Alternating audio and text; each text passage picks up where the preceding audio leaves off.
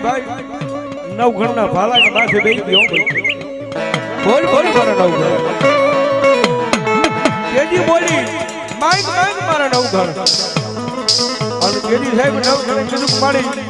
આકરા તટ નામનો આવડો મોટો સમુદ્ર મારી આડો છે હવે મારી બેન બે હલને મારી બસાવા જાવ પણ કઈ રીતે જાવ દાદા મારા નવઘણ તારા ઘોડાને દરિયાની મારી પાસે નાય આગલા પગે ભલામણા પાણીના સબસબિયા ઉડાડો આગલા પગે પાણીના સબસબિયા ઉડાડો અને પાછલા પગે જો ધૂળની ડમરીઓ સડાવું તેની મારી ગળ ધરાની મારી રાજપરાની થોડી યાર બોલે હો